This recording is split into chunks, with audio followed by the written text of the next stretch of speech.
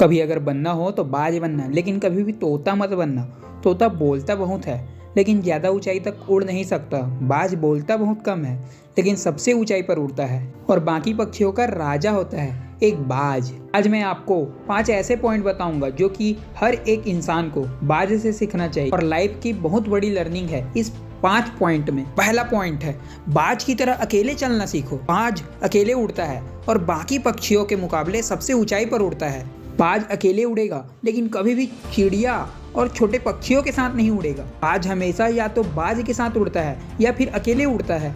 इससे हमें यह सीख मिलती है कि छोटी सोच वालों से हमेशा दूर रहे और अकेले रहो, क्योंकि यही वो समय है जब खुद को जानने का असली मौका मिलता है। और सेकंड आती है, बाज की तरह अपनी लक्ष्य पर ध्यान दो। बाज का विजन बहुत ज्यादा क्लियर होता है और बहुत ज्यादा स्ट्रांग होता है। बाज अपने शिकार को 5 किलोमीटर दूर से ही देख लेता है और जब एक बार उसे अपना लक्ष्य दिख जाता है तो फिर उसके बाद रास्ते में कितनी भी मुश्किलें क्यों ना आए, वो अपने लक्ष्य को हासिल करके ही दम लेता है। इससे भी एक बहुत बड़ी सीख मिलती है कि अपना विजन क्लियर रखो और उसे हासिल करने में फिर चाहे कितनी भी मुश्किल क्यों ना आए, पीछे मत हटो, उस बाज की तरह रहो। और तीसरी चीज, बाज कभी भी मरी हुई चीजें नहीं खाता। बाज कभी भी मरे हुए जानवरों को नहीं खाता, वह हमेशा जिंदा शिकार करता है। इससे हमें ये सीख मिलती है कि ये जो हमारा पास्ट है वो मर चुका है। अपने उस मरे हुए थॉट्स पर ध्यान मत दो और आने वाली ताजी फ्रेश जिंदगी में ध्यान लगाओ। अपने पास्ट की पुरानी यादें जो तुम्हें तंग करती है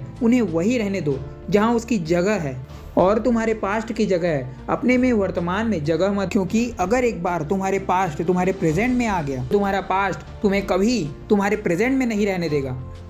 पास्ट में तुम्हारे साथ कितनी भी बुरा क्यों ना हुआ, वो सब यादें थॉट्स मर चुके हैं। और उस बाज की तरह बनो जो कभी भी मरी हुई चीजें नहीं खाता। और चौथा पॉइंट आता है, मुश्किल समय में डरो नहीं। जब आंधी तूफान आती है तो बाज बहुत ज्यादा एक्साइटेड हो जाता है। जब बारिश होती है जो सारे पक्षी छिपकर बैठ जाते हैं, लेकिन बाज को बहुत मजा आता है। जब तेज हवाएं चलती है तो बाज उन हवाओं के सहारे और तेजी से ऊपर की ओर उठता है और ऊपर उठते उठते इतना ऊपर उठ जाता है कि बादलों से भी ऊपर पहुंच जाता है। और इससे भी एक बहुत बड़ी सीख मिलती है कि मुसीबत में भी मजा ढूंढो। और नेपोलियन हिल ने एक बार कहा था कि हर बड़ी चुनौती अपने साथ एक बहुत बड़ा अवसर लेकर आती है। तो उस बाज की तरह तुम भी अपने अवसर को पहचानो और जिस दिन उन अवसरों को पहचान लिया फिर सारी मुश्किलें तुम्हारे नीचे होगी और तुम उन मुश्किलों के ऊपर होगी।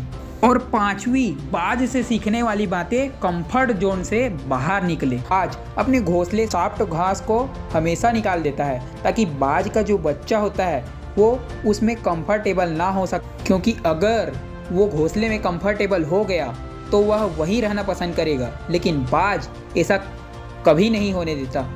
बाज एक पक्षी है और उसे भी एक बात पता है कि कंफर्ट जोन में कोई ग्रोथ नहीं होता। लेकिन हम तो इंसान है ना, और इंसान होने के बावजूद कई सारे लोग इस बात को समझते ही नहीं।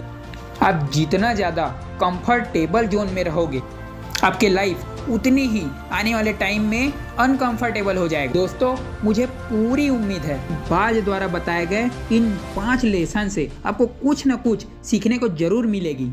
और कमेंट करके जरूर बताइएगा कि आपको कौन सी सीख सबसे ज़्यादा अच्छी लगी हो और अपने दोस्तों के साथ शेयर जरूर करिएगा। धन्यवाद।